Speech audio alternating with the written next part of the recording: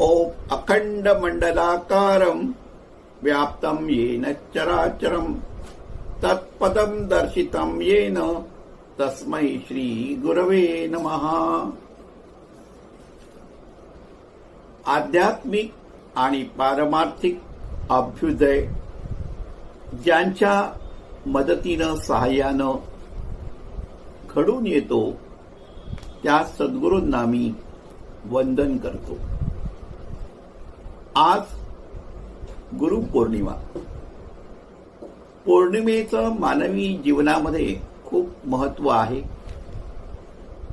या गुरुपौर्णिमेला व्यासपौर्णिमा असंही म्हणतात। गुरु तोच जो पूर्णत्वाला पोचलेला आहे, जो परमात्म्याच्या समीप आहे आणि तो तुमच्या पारमार्थिक उन्नतीसाठी मार्गदर्शन करतो। बघा, ही जी गुरुपौर्णिमा आहे ती आपण व्यासपौर्णिमा म्हणूनही साजरी करतो। वेदव्यास हे सर्व गुरूंचे गुरु मानलेले आहेत आणि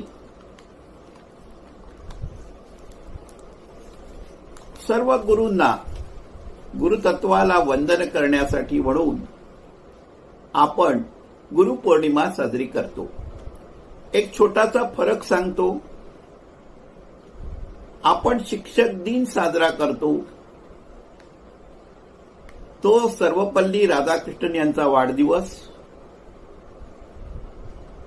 जागतिक स्तरावर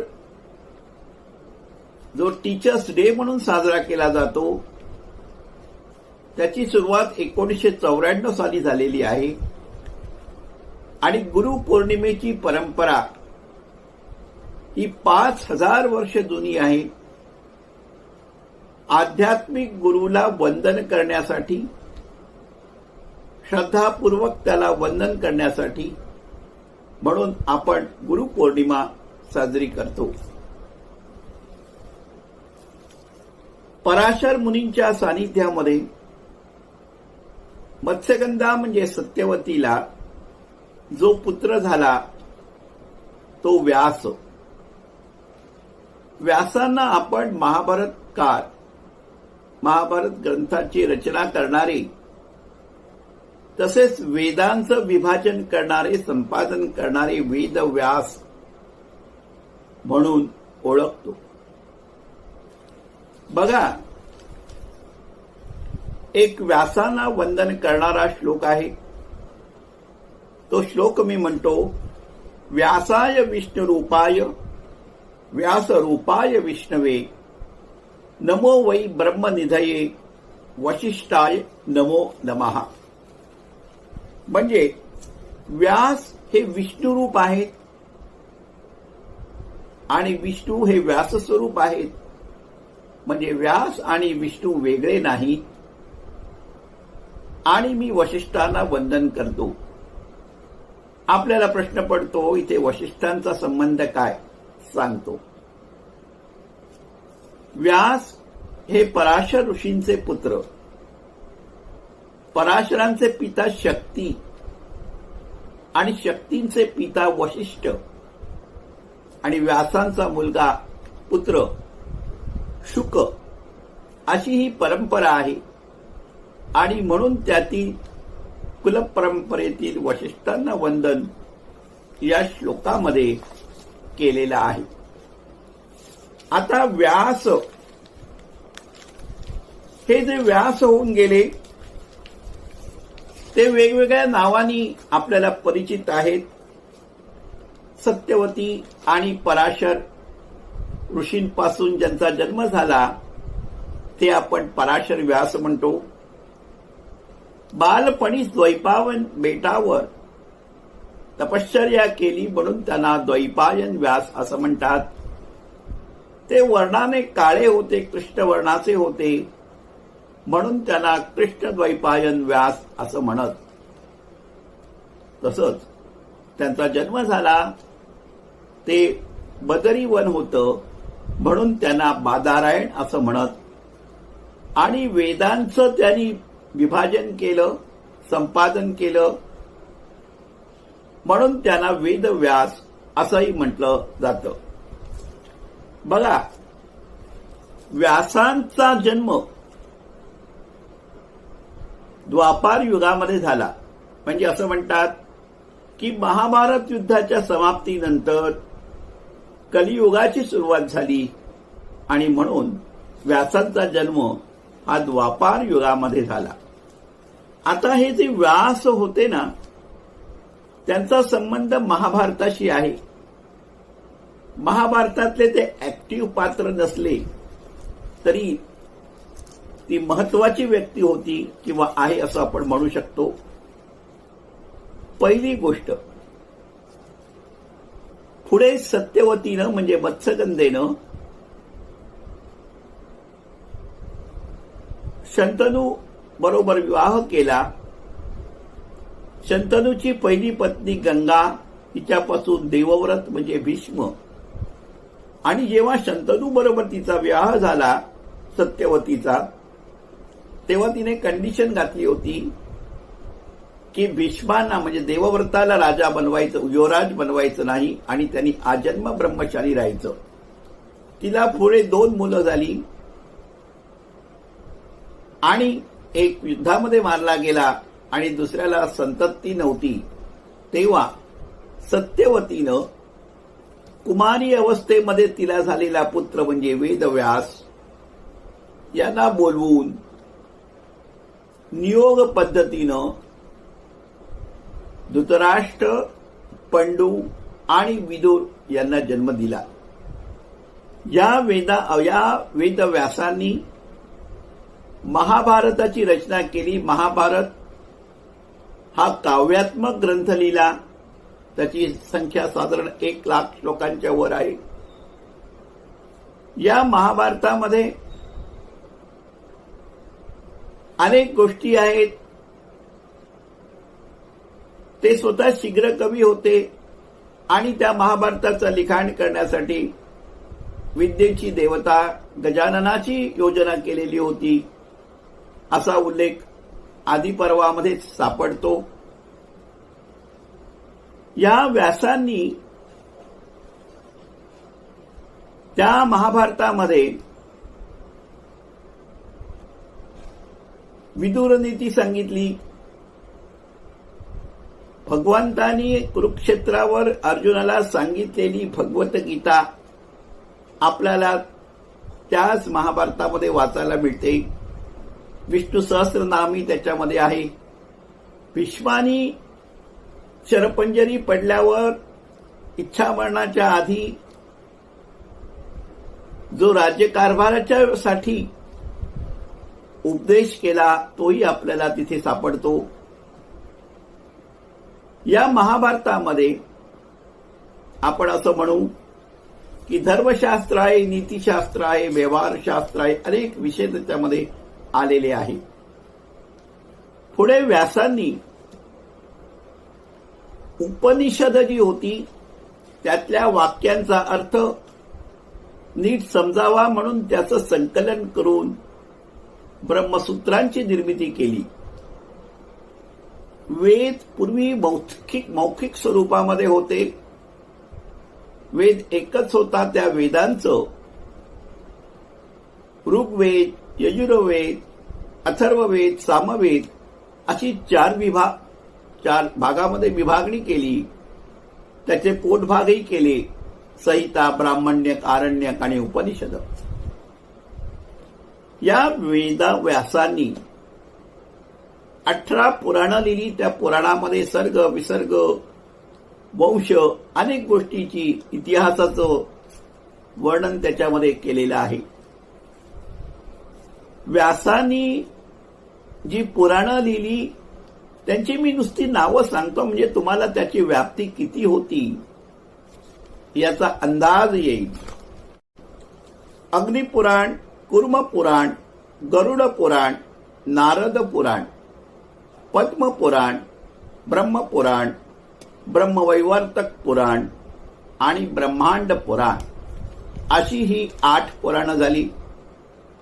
आता भविष्य पुराण, भागवत पुराण, मत्स्य पुराण, मार्कंडेय पुराण, लिंग पुराण, वराह पुराण, वामन पुराण, विष्णू पुराण 16 पुराणं झाली आणि शेवटची 2 शिवपुराण आणि स्कंद पुराण अशी एकंदर 18 पुराणांची रचना व्यासांनी केली. व्यासांनी एवढंच केलं नाही तर त्यांना व्याकरणाचं ज्ञान होतं, वेदांगाची अंग, ज्योतिषशास्त्राचं ज्ञान होतं आणि गांधारीचा गर्भ जेव्हा पडला तेव्हा त्याचं त्यांनी संशोधन करून त्यापासून 100 कौरवांची निर्मिती केली. व्यासांना गुण आणि विधी 23 आहेत. 23 क्रोमोझोमचं ज्ञान आपल्याला होतं असं आपल्याला पुराणातील त्यांच्या लेखनातून वाचायला मिळतं. दुसरी गोष्ट, वेदव्यासांना परा आणि अपरा विद्येचं ज्ञान होतं आणि युद्धाच्या समयी, भारतीय युद्धाच्या समयी त्याने संजयाला दिव्य दृष्टी दिली. त्यामुळे हस्तिनापूरच्या राजवाड्यामध्ये बसवून संजय कुरुक्षेत्रावर घडणाऱ्या युद्धाचा वृत्तांत धृतराष्ट्राला सांगू शकत होता. व्यासांनी आपण असं म्हणू की श्वेत, श्याम आणि तीव्र हल्लीच्या काळामध्ये युरेनस, नेपच्यून आणि प्लुटो ग्रहांची स्थिती महाभारत युद्धाच्या समयी कुठे होती याचं वर्णन केलेलं आहे आणि त्यावरून महाभारताचा काळ हा इसवी सनापूर्वी 5000 वर्ष होता हे विज्ञानाच्या साह्यानं सुद्धा मांडता आलेलं आहे.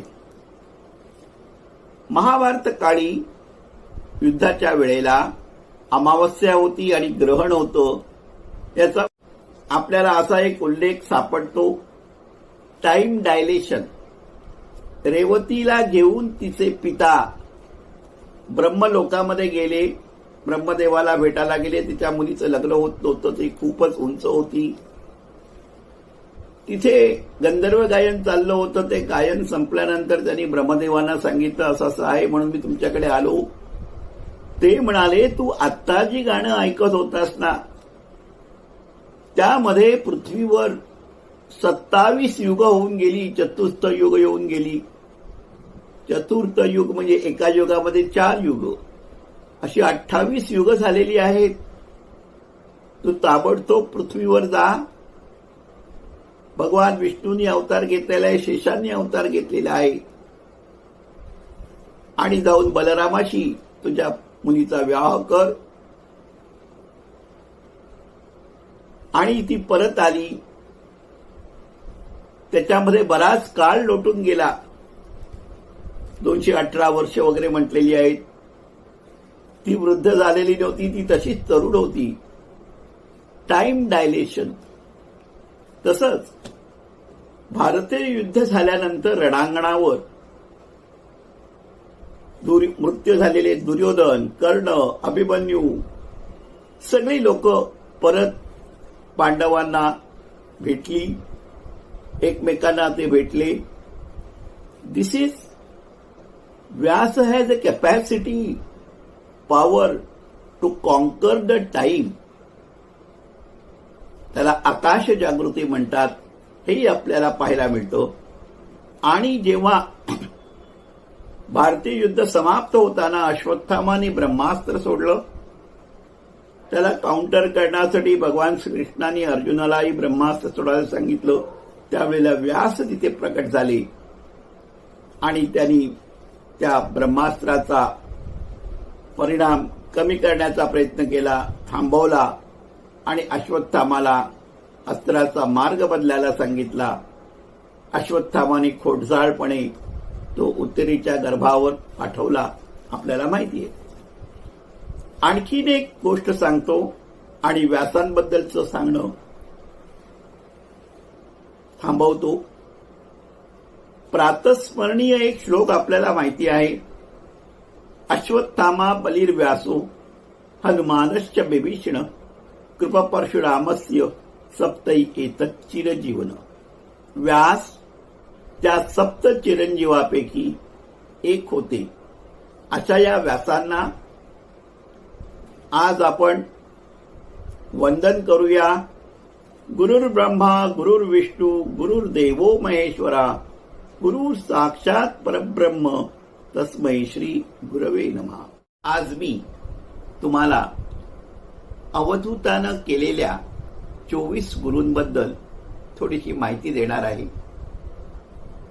श्रीमद भागवताच्या एकादश स्कंदामध्ये यदुराजा आणि अवधूत यांचा संवाद आहे. त्या अवधूतानं जे गुरु केले होते ना, ते गुरु निसर्गातील पशु पक्षी कीटक पंचमहाभूत आकाशस्थ चंद्र सूर्य असे होते. विविध देशातील संतांच्या चरित्राचा जर आपण अभ्यास केला तर एक गोष्ट आपल्या लक्षात येते की अध्यात्माच्या परमार्थाच्या प्रगतीसाठी निसर्गाचं सानिध्य, निसर्गाच्या सानिध्यामध्ये अनुकूलता लाभते. तुकोबांचा एक अभंग आहे, वृक्षवल्ली आम्हा सोयरी वनचरी. यातून तुकोबांनी तेच सांगण्याचा प्रयत्न केलेला आहे. यदुराजानं ब्रह्मानंदानं डोलणारा आणि आत्मज्ञानानं तळपणारा असा एक तरुण योगी पाहिला. त्या योगीला पाहिल्यानंतर जणू काही त्याचं सर्वांग द्रष्टा आहे असं वाटत होतं. संकल्प विकल्पांना जाळून त्याची राख भस्म अंगाला फासलेला तो अवधूत होता. आणि दुसरी गोष्ट, अवधूत म्हणजे ज्याचा दृश्य प्रपंच आत्मज्ञानानं संपूर्ण धुवून निघालेला आहे, ज्याचा अहम धुतला गेलेला आहे,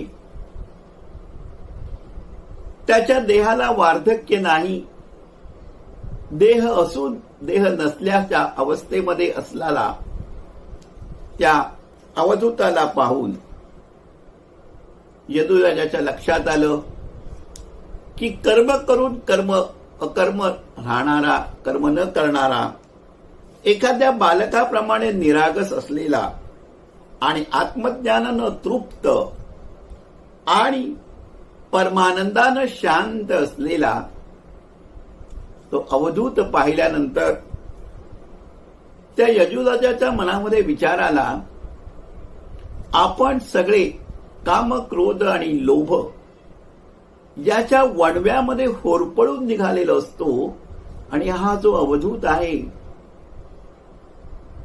तो त्या वणव्यामध्ये असून त्याला अजिबात तो पोळलेला नाहीये. नाथानी नाथ भागवतामध्ये 3 गोष्टी सांगितल्या. त्या ज्या मी गोष्टी सांगतोय त्या माझ्या नाहीयेत. एकनाथ महाराज म्हणतात की वेदांताच्या परिभाषेचं चांगल्यापैकी ज्ञान मिळवून आत्मब्रह्म ऐक्यावर अतिशय चांगल्या प्रकारे विवेचन करणारी माणसं शेवटी पोटासाठी विद्या विकतातच ना. स्वतःला योगज्ञानी समजणारी माणसं वायूला ओंडून लोकांना प्राणायाम करून दाखवितात. आपण ध्यानमग्न आहोत असे भासवणारे मनामध्ये विषयाचंच चिंतन करत असतात. अशा या पार्श्वभूमीवर हा जो अवधूत आहे, आत्मज्ञानाने तळपणारा, वैराग्याने संपन्न देह असून विधेयी अशा त्या अवधूताला पाहून त्या यदुराजाच्या मनामध्ये विचार आला. त्यांनी त्यांना विचारलं की तुमच्यामध्ये एवढा अलिप्तपणा, एवढा अनासक्तीपणा, अपरिग्रह, एवढं वैराग्य आलं कुठून? तुमच्या आत्मज्ञानाचं गूढ सिक्रेट तुम्ही आम्हाला सांगाल का? त्यावेळेला अवधूतानं त्या यदुराजाला असं सांगितलं,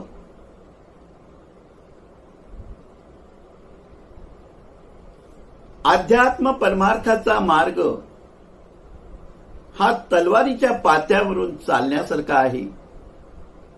म्हणून मी 24 गुरु केले. ज्यांच्याकडे सद्गुण होते त्या गुरूंकडील सद्गुण मी ग्रहण केले आणि ज्यांच्याकडे दुर्गुण होते ते दुर्गुण मी टाकले. ज्यांच्याकडून सद्गुण घेतले ते माझे गुरु झाले. ज्यांचे दुर्गुण मी त्यागले तेही माझे गुरु झाले. माझी दृष्टी सर्वांच्या ठिकाणी सम होती. आता हे जे 24 गुरु त्यांनी सांगितले, त्या 24 गुरूंची माहिती मी तुम्हाला थोडक्यात देणार आहे, साररूपानं देणार आहे. ते 24 गुरूच्या मागचा जो भाव आहे, इंटेन्शन आहे, ते खूप महत्वाचं आहे. आपण व्यवहारामध्ये असं म्हणतो की मला गुरु भेटला पाहिजे, सद्गुरू मला भेटेल, माझं एवढं भाग्य आहे का, असे प्रश्न आपल्या मनामध्ये येतात. आपण भारतामध्ये राहतो. मागच्या वेळेला मी तुम्हाला सांगितलं होतं की गुरु पौर्णिमेला 5000 वर्षांची परंपरा आहे. आपण म्हणतो गुरुर् ब्रह्मा गुरुर्विष्णू गुरुर्देवो महेश्वरा गुरुर साक्षात परब्रह्म तस्मै श्री गुरवे नमः. त्यामुळे गुरुला आपल्या जीवनामध्ये फार महत्व असतं. शिष्याची जर तयारी असेल तर त्याला गुरु हा भेटतोच. पण आज शिष्य तेवढे तयार आहेत का? मग तुम्हाला भेटणारे गुरु पण त्याच प्रतीचे असणारच ना. म्हणून अवधूतानं जो विचार सांगितला की या आजूबाजूच्या सृष्टीमध्ये पशु पक्षी कीटक पंचमहाभूत चंद्र सूर्य यांच्या रूपानं असलेले जी गोष्टी आहेत त्याच्यामध्ये तुम्ही गुरुतत्व शोधा, चांगलं स्वीकारा आणि वाईट आहे ते सोडून द्या आणि अध्यात्माच्या मार्गावर तुमचा प्रवास. आता पहिला गुरु पृथ्वी. अवधूत म्हणतात की सहनशीलता आणि क्षमाशीलता हे 2 गुण मी पृथ्वीकडून घेतले. बघा, आज आपण पृथ्वीला ओरबाडतोय, पर्यावरणाचा ऱ्हास करतोय. पृथ्वी ते सगळं निमूटपणे सहन करते आहे आणि आपल्याला क्षमाही करते आहे. हा गुण मी पृथ्वीला गुरु करून माझ्यामध्ये आत्मसात केला आणि ते करत असताना मी अंतःकरणाला आवरण घालायला लागलो. मला शांती मिळू लागली. बाह्य इंद्रियांना मी माझ्या कैयामध्ये आणायला लागलो. मला दांती मिळायला लागली आणि द्वैत सहन करण्याची क्षमता माझ्यामध्ये मी बाणवली आणि अशा रीतीनं पृथ्वीला गुरु मानून हे गुण मी माझ्यामध्ये आत्मसात केले. वायूलाही मी गुरु मानला. का? तर सगळ्या कर्मामध्ये असून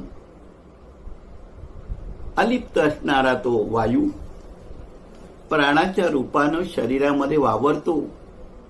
शरीराचं सगळं चलनवलन करतो, पण शरीराला तो चिकटून राहत नाही.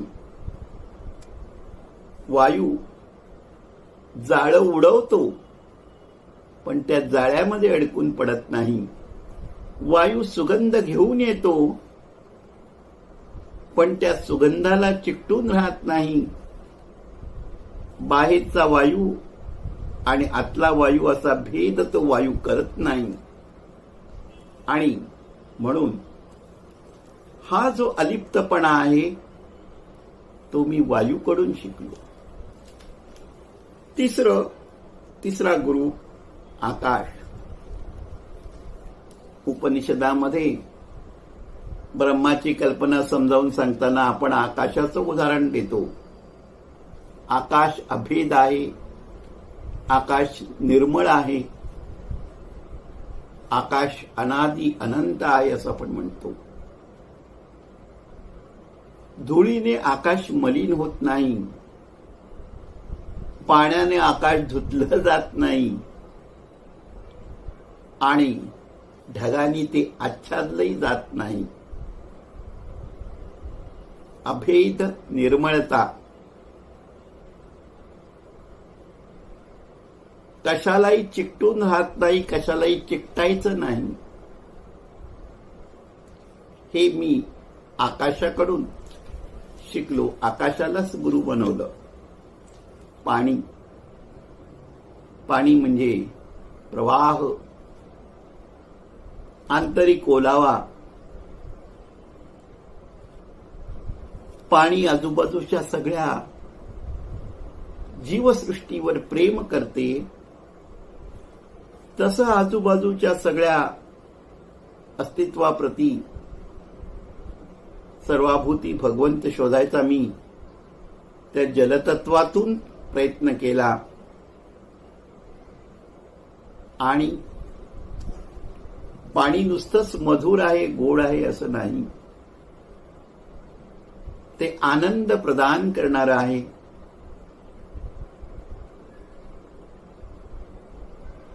आणि पाण्यामध्ये सगळ्या गोष्टी विरघळतात. आणि त्या गुरुच्या जवळ गेल्यानंतर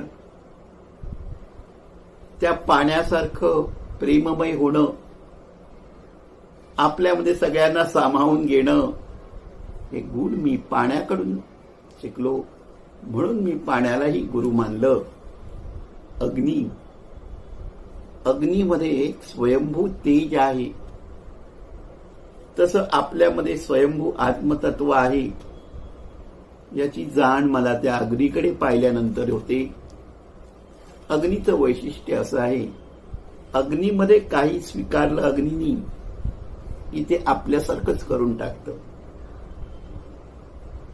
त्याच्यातले दोष नाहीसे करून अग्नी त्याला स्वीकारतं. तसंच म्हणे योगी आत्मज्ञानी जो जी वस्तू स्वीकारतो ना, त्या वस्तूतील दोष नाहीसे करून त्या वस्तूकडे तो आत्मभावाने पाहायला लागतो. हे त्या अग्नीमुळे मी शिकलो. आणि चंद्राचं सुंदर उदाहरण दिलंय की चंद्र रोज कलेकलेने वाढतो आणि कमी होतो, पण मूळचा चंद्र काही कमी होतो का? मूळचं स्वरूप त्याचं नष्ट होत नाही. तसं आपल्या या देहाला जन्म मृत्यू असे 6 दोष आहेत,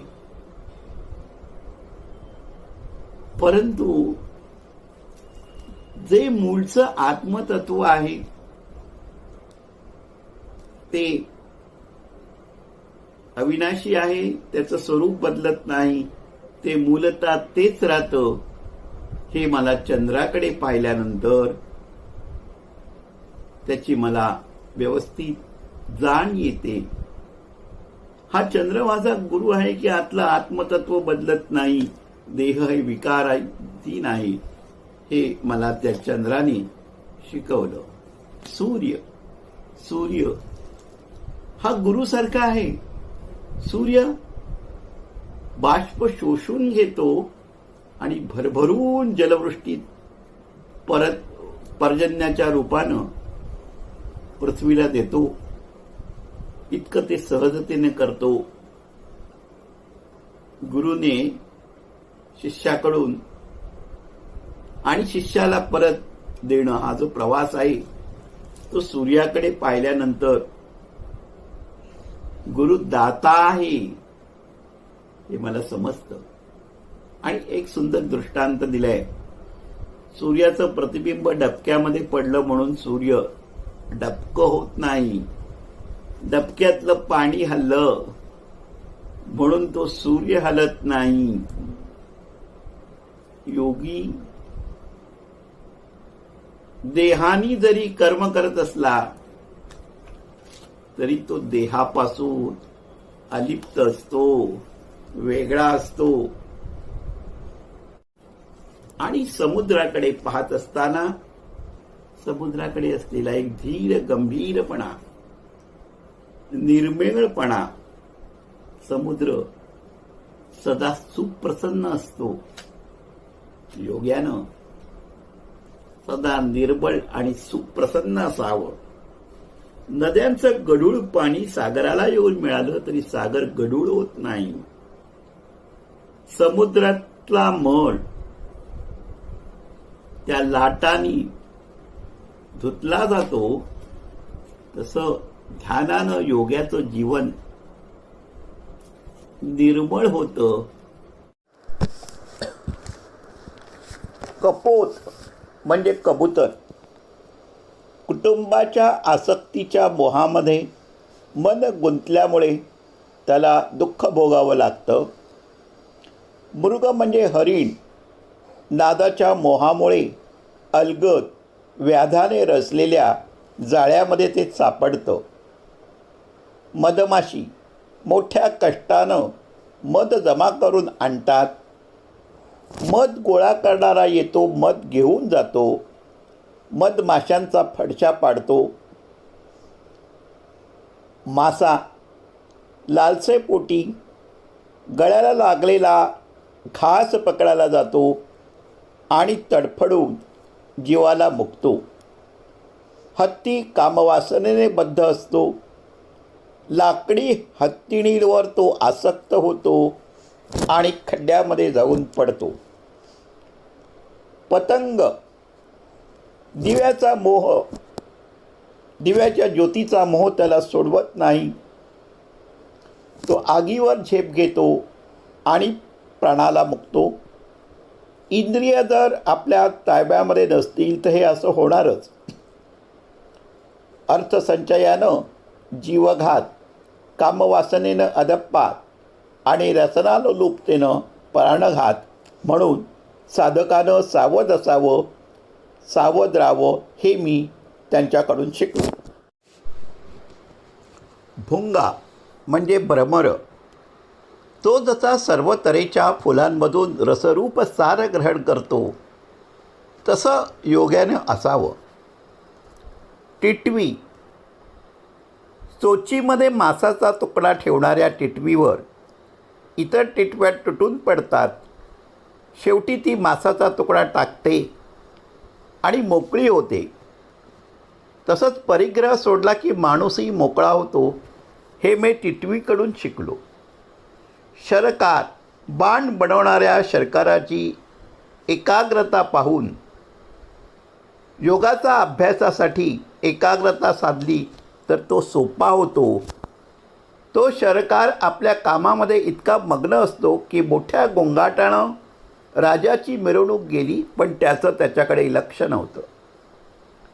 सर्प एकाग्रता साधण्यासाठी एकांत उपयोगी पडतो. सर्प एकांतामध्ये असतो आणि सर्पासारखं निरंतर सावधानता आपण बाळगावी आणि आपल्या ध्यानामध्ये आपण मग्न असावं हे मी सर्पाकडून शिकलो. अजगर निश्चित पडून असतं. अजगराची निद्रेशिवाय असलेली निद्रासनाची अवस्था म्हणजे निरंतर ध्यानावस्था, जागृत स्वप्न आणि सुषुप्ती पलीकडील अवस्थेमध्ये राहायला मी अजगराकडून शिकलो. बालकाचा निरागसपणा, अभिमान मान त्याला नसतात तसं योग्यानं निरागस आणि चिंता भयमुक्त असावं असं मी त्या बालकाकडून शिकलो. अवधूतानं कुंभार माशीलाही गुरुत्व बहाल केलं. एका कुमारिकेलाही त्यांनी गुरु मानलं. आणि आपण जो भिंतीवरचा कोळी पाहतो ना, त्या कोळ्याला, त्या कीटकाला पाहून अवधूत म्हणतात की हृदयापासून तोंडाद्वारे तंतू बाहेर काढून तो जाळं पसरवतो, त्या जाळ्यामध्ये विहार करतो आणि पुन्हा ते जाळं गिळून टाकतो. हे पाहिल्यावर परमेश्वर आपल्यापासून, मायेपासून जगाची उत्पत्ती करतो, जीवरूपाने त्यामध्ये विहार करतो आणि पुन्हा आपल्यातच ते लीन करतो. या साध्या कोळ्यासारख्या कीटकाच्या माध्यमातून मला विश्व आणि ब्रह्माच्या एकरूपतेचं, ब्रह्मापासून विश्व आणि विश्व पुन्हा ब्रह्मामध्ये विलीन होतं, ही समज दृढ होण्यात मदत झाली. म्हणून मी त्या कोळ्यालाही गुरु मानतो. आणि सरते शेवटी एक वेश्या, पिंगला वेश्या, ती आपला देह विक्रय करत असते. एक दिवस ती गिराईकाची वाट पाहते, कोणीतरी मोठा गिराईक येईल, आपल्याला भरपूर संपत्ती मिळेल, पैसा मिळेल. रात्रभर ती जागी असते, कोणी येत नाही. आणि मग त्या क्षणी एका तिला असं वाटतं की मी हे काय करते, माझ्या शरीराचा विक्रय करते आहे, पण हृदयस्थ जो पुरुष आहे, परमात्मा आहे, त्याचा मला विसर पडलेला आहे.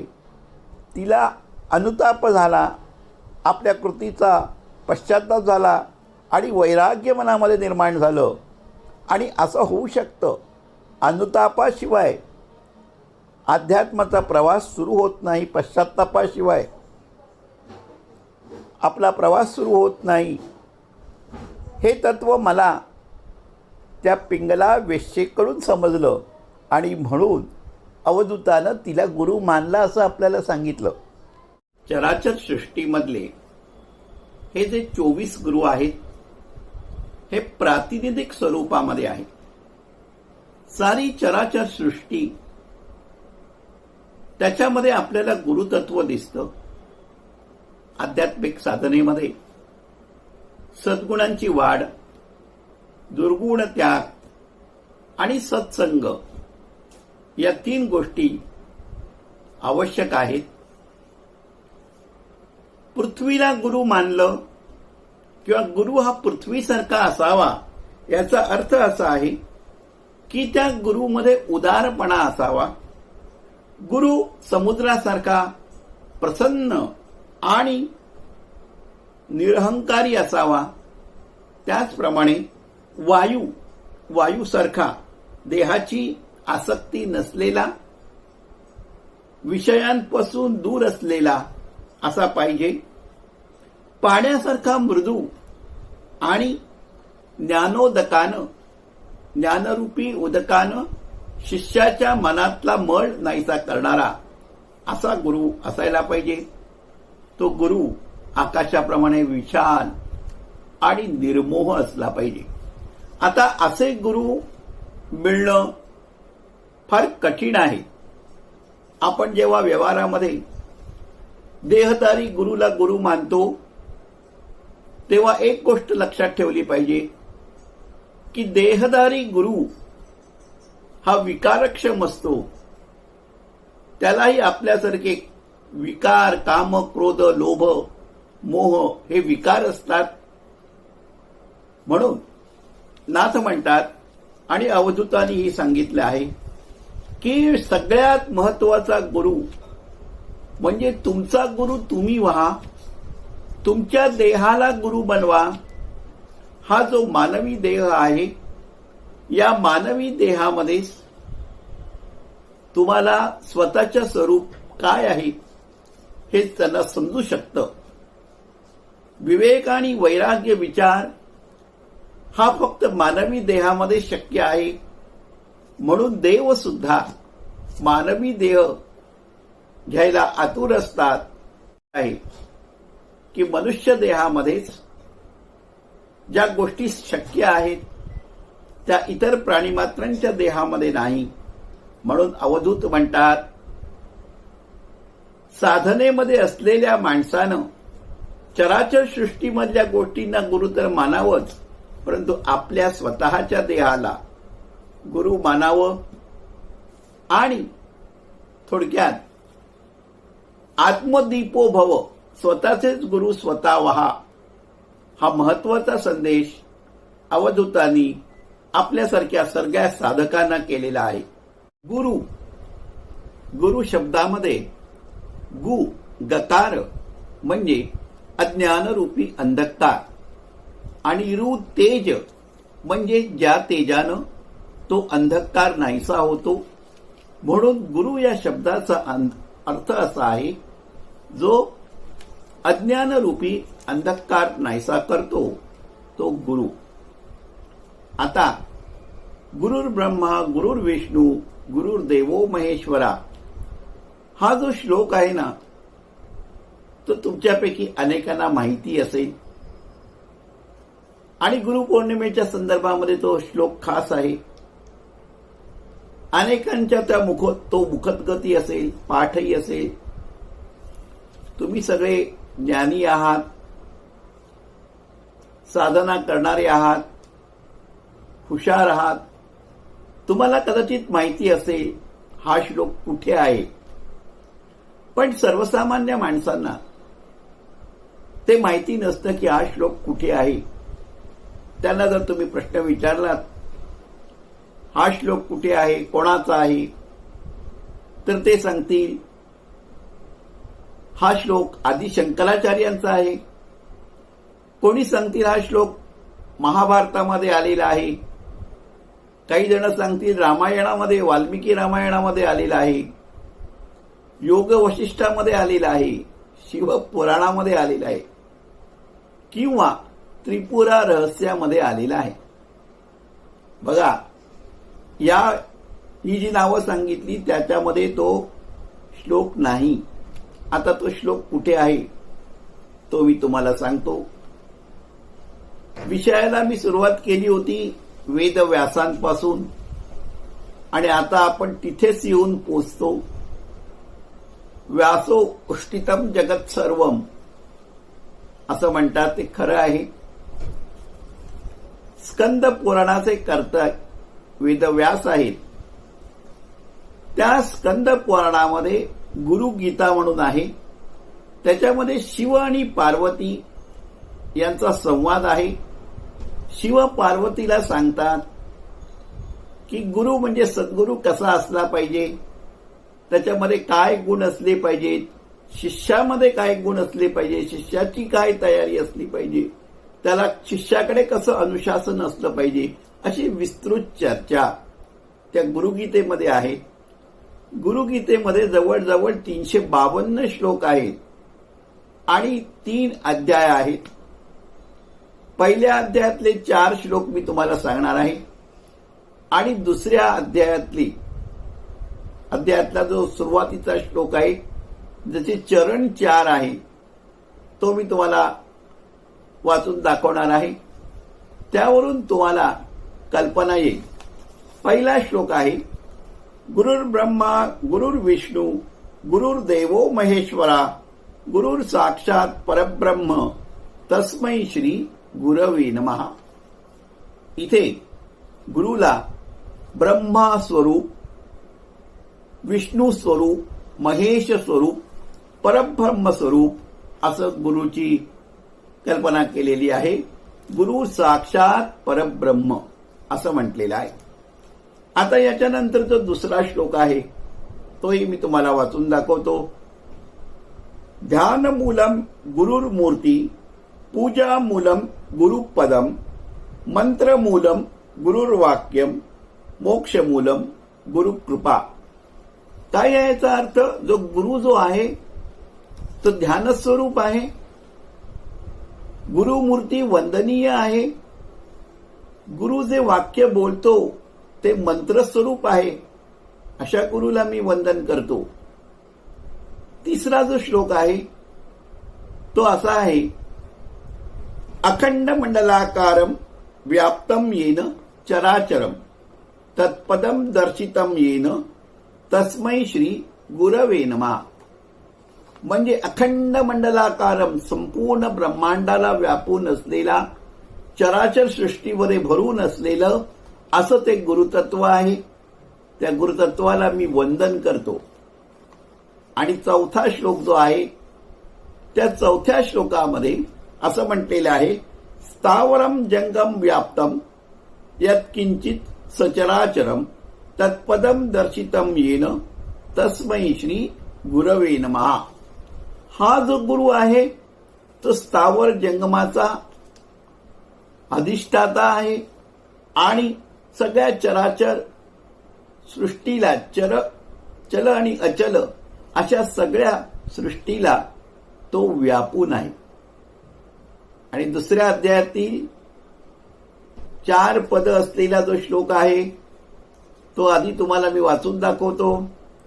ब्रह्मानंदम परमसुखम केवलम ज्ञानमूर्तिम द्वंद्वातीतम गगनसदृशम तत्वमस्यादिलक्षम एकम नित्यम विमलमचलम सर्वाधि साक्षीभूतम भावातीतम त्रिगुणरहितम सद्गुरुम तम नमामि.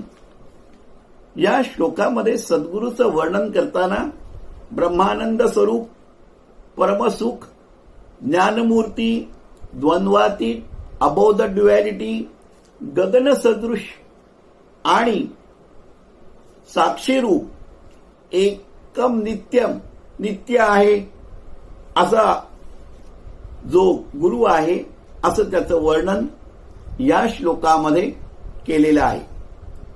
आता हे गुरुचं वर्णन गुरुगीतेमधलं आपण पाहिलं. आपल्याला नेहमीच प्रश्न पडेल की असा जो गुरु आहे, सद्गुरू आहे, तो आपल्याला भेटेल का? खरी गोष्ट आहे, असा गुरु भेटायला भाग्य लागतं आणि शिष्य पण तेवढ्याच तयारीचा असला पाहिजे. आपण तेवढ्या तयारीचे आहोत का, हाही आपल्याला प्रश्न आपणच विचारला पाहिजे. व्यासपौर्णिमा, गुरुपौर्णिमा, व्यासपौर्णिमेचं महत्व समजावून घेतलं. अवधूताने केलेल्या 24 गुरूंबद्दल मी तुम्हाला माहिती दिली. अवधूतानं स्वतःचे गुरु हेही सांगितलं, तेही मी तुमच्याशी बोललो. त्याच्यानंतर स्कंद पुराणातल्या गुरुगीतेचा संदर्भ देऊन गुरु कसा असला पाहिजे याचे 5 श्लोक तुमच्याशी मी तुम्हाला सांगितले. अर्थ सांगितला नाही, पण गुरु कसा असला पाहिजे हे त्या श्लोकामधून आपल्याला समजतं. आणि आता मी थोडंसं व्यावहारिक पातळीवर येऊन आजच्या या गुरुपौर्णिमेच्या शुभदिनी तुमच्याशी काही गोष्टी शेअर करणार आहे. त्या खूप महत्वाच्या आहेत. आपण ज्याला गुरु म्हणतो तो गुरु तोच आहे जो पूर्णत्वाला पोचलेला आहे, तो परमात्म्याच्या समीप आहे आणि तो तुम्हाला परमार्थामध्ये योग्य दिशेने घेऊन जातो. आज आपण असं पाहतो